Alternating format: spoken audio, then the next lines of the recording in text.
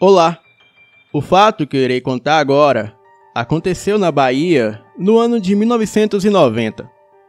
Sendo que nessa época eu tinha 9 anos de idade, porém eu me lembro de tudo como se fosse hoje.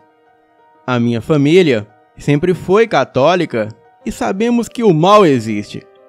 Porém, nunca imaginamos que um dia poderíamos nos deparar com ele. A minha avó morava em uma casa e nos fundos morava um tio meu, pois ele havia construído um sobrado para ele e a esposa dele morarem.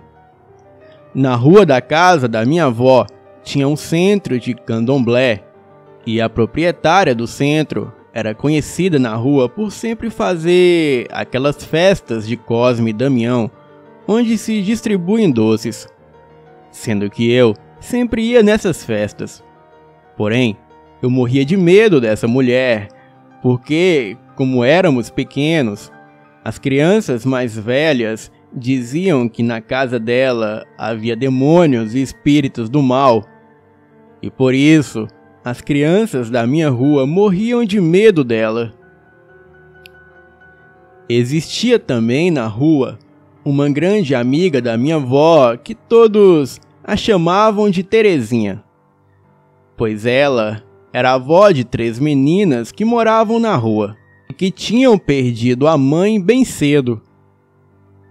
E por causa disso, as meninas foram criadas pela avó e todos a amavam. A Terezinha também era espírita, porém kardecista, e sempre estava de roupas brancas. Ela tinha um sexto sentido muito apurado devido à sua clarevidência. E nessa época, ela estava dando aula para uma vizinha que se chamava Marisa. E tudo começou quando a vizinha da frente da casa da minha avó, que também frequentava o mesmo centro de candomblé da outra vizinha, ela pediu para a minha tia que morava nos fundos da casa dela guardar uma pilha de livros em um quarto vazio que existia na casa, alegando que a filha dela se casaria e não tinha onde guardar esses livros, até mesmo porque estava de mudança. Bem, a minha tia aceitou sem problemas, mas o que ela não sabia é que no meio daqueles livros estava o livro negro de São Cipriano. E como é de costume, devido à curiosidade da minha tia, ela mexeu naquele amontoado de livros e percebeu que ali haviam vários livros de rituais e magia negra. Inclusive, ela também achou o livro negro de São Cipriano. E muito curiosa, ela começou a folhear os livros e também a ler. E desde o dia que aqueles livros chegaram à casa da minha tia, a vida da nossa família nunca mais foi a mesma. A minha tia e as suas filhas, que na época eram bebês, passaram a ficar sempre doentes, e o meu tio não tinha mais vida.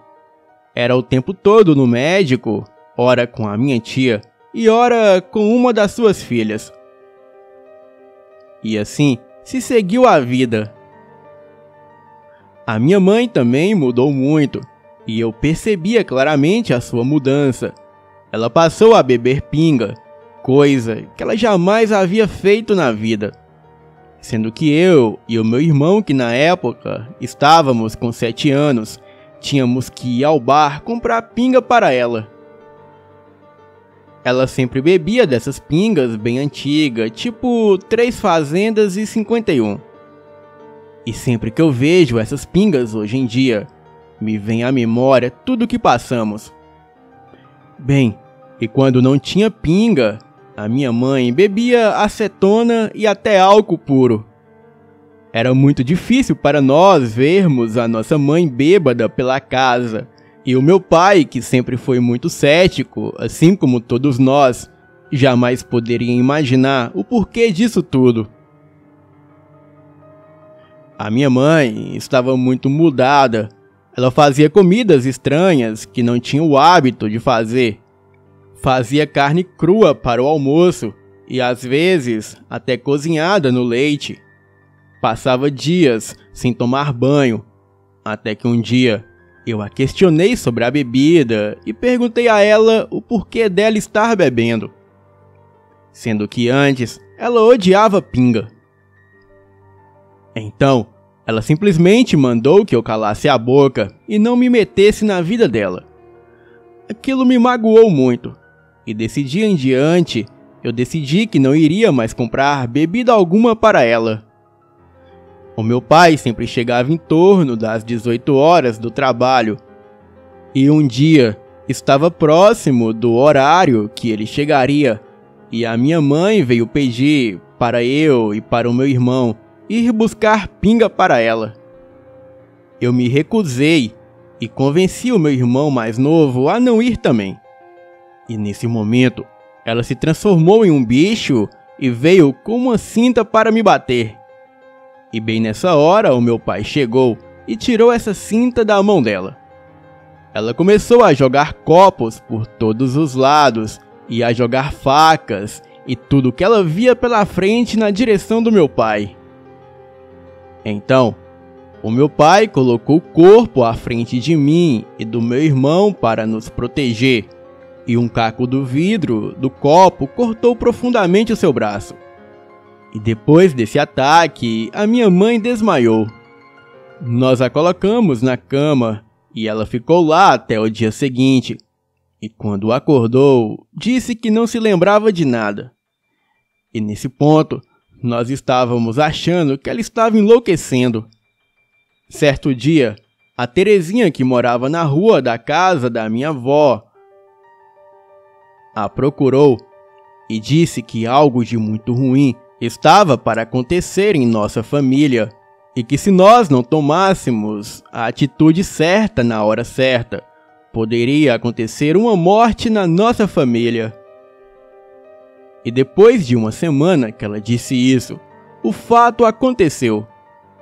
A minha mãe acordou como sempre, fez um arroz com abóbora, cozido com leite e misturado com alguns cogumelos, uma comida estranha que eu nunca havia comido. Eu não comi no almoço e na hora do jantar ela veio dizer que era para eu comer, sendo que eu disse que não queria. E nessa hora, o meu pai já estava em casa. Então, ela começou a dar gargalhadas e rir muito alto e gritar com uma voz muito rouca e alta. Eu, inocente, comecei a rir também, achando que ela estava brincando ou coisa parecida. Mas quando percebi que não era brincadeira, eu me assustei porque ela começou a gritar que o bode preto que andava com ela estava com fome e queria comer arroz. Bem, eu só sei que no desespero, o meu pai a colocou no carro e fomos todos para a casa da minha avó. E chegando lá, ela estava dormindo, e o meu pai colocou a minha mãe na cama. E de repente, ela acordou e começou a se debater, como se estivesse possuída mesmo. Ela gritava dizendo que acabaria com todos nós. E foi nesse momento que a minha avó me tirou do local e me mandou para a casa dos fundos, o sobrado onde morava o meu tio. E nisso, as duas vizinhas que cuidavam do centro de candomblé apareceram e tentaram ajudar, segurando a minha mãe e pedindo para ela se acalmar. E foi quando a vizinha Marisa, que estava estudando com a Terezinha as doutrinas espíritas, ela chegou e tentou tirar o espírito do corpo da minha mãe. Eu, nessa hora, estava na janela do quarto da minha avó vendo aquela cena toda. Ela gritava, sai em nome de Jesus, e de nada adiantava. A minha mãe ria cada vez mais alto, dizendo que o bode negro dela estava lá, e que só faltava buscar o arroz que ela havia feito para o bode. E também, ela dizia que o nome do bode era Bafomé. Bem, Quando a situação estava muito feia, a Terezinha entrou no quarto. Ela apareceu do nada, e a primeira coisa que ela disse foi para as duas mulheres soltarem a minha mãe e se retirarem do quarto, pois ela não iria mais necessitar da ajuda delas. As duas mulheres saíram, e a minha mãe, ao olhar para a Terezinha, logo desmaiou, e todos que estavam lá fora foram embora, ficando somente a minha família. Então, a Terezinha nos explicou o que havia acontecido. Ela disse que naquela pilha de livro que aquela vizinha havia deixado no nosso quarto, ali haviam espíritos malignos convocados e invocados por rituais de magia negra, e que eles se soltaram pela casa quando os livros foram abertos, e assim afetando as pessoas mais sensíveis, que eram a minha tia e as suas filhas com as doenças, e a minha mãe com a possessão demoníaca. Mas na verdade, o alvo daquilo tudo era o meu tio. Disse que aquilo tudo havia sido feito por vingança, pois antes dele se casar com a minha tia, ele tinha um relacionamento escondido com um rapaz, e quando ele largou desse rapaz para se casar com a minha tia, o rapaz inconformado procurou uma macumbeira e fez um trabalho para o meu tio. Daí, ele pagou a vizinha para deixar essa pilha de livros na nossa casa, pois os mesmos estavam com o trabalho para destruir a nossa família. Mas como meu tio tinha um espírito forte, essas entidades tinham se apossado das pessoas mais volúveis que frequentavam a casa. Disse também que no sobrado do meu tio haviam mais 4 entidades em cima da família dele, e que elas estavam ali para destruir e causar até morte. Porém, a Terezinha disse que ela sozinha não conseguiria acabar com tudo aquilo, pois estava velha e precisava de mais alguém que tivesse o mesmo conceito que ela na lei do espiritismo. E foi quando meu pai lembrou que trabalhava com ele um amigo que tinha um centro espírita no mesmo segmento que a Terezinha. E no outro dia à noite, eles foram para casa para acabar com toda aquela coisa do mal que ali estava. Começaram pela casa dos fundos, espantando as entidades para a casa da frente.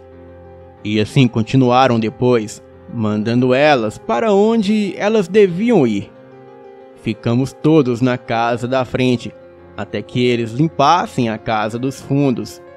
E nisso, a minha mãe caiu de novo e começou a se contorcer e a gritar feito louca. Uma das médiuns que estava lá acompanhou a minha mãe o tempo todo, a ajudando.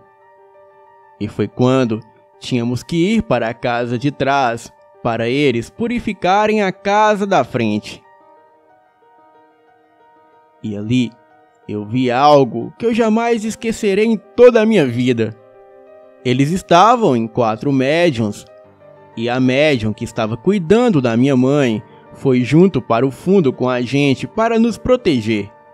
Sendo que quando estávamos entrando na casa, eu vi claramente um bode preto muito grande chutar o pé dela e virá-lo com muita violência, e eu pensei que ela havia quebrado o tornozelo. Ela gritou e disse para aquilo sair e a deixar em paz, pois ali não era o seu lugar. Então, aquele bode começou a gritar. Ele se pôs de pé e saiu pulando até a porta dos fundos. Mas antes que ele chegasse até lá, ele virou fumaça e desapareceu no ar. E então, aquela médium se levantou e andou como se nada tivesse afetado seu pé. Eu me recordo que eu era pequena, mas fiquei pasma com toda aquela cena e perguntei a ela diversas vezes se o seu pé não doía e cadê aquele bode. Ela dizia para que eu não me impressionasse com aquilo e também que eu não ficasse pensando no que eu havia visto. Aqueles trabalhos atravessaram a noite, mas finalmente conseguiram purificar toda a casa, retirando de lá tudo de maligno que havia no local. E depois dessa sessão, a minha mãe teve que frequentar um centro espírita por uns 3 meses para se purificar por completo. Até hoje, nós lembramos assustados desses acontecimentos, e a minha mãe disse que não se lembra de praticamente nada do que aconteceu naquele ano de 1990. Ela também não se lembra do nosso aniversário e nem de nada, pois o ocorrido começou no início do ano e se dissipou próximo ao Natal. Eu deixo aqui a minha história para alertar a todos de que o mal existe e temos que nos apegar a cada dia mais com o bem, para que as energias positivas sempre nos protejam e nos livre de todo o mal. Boa noite.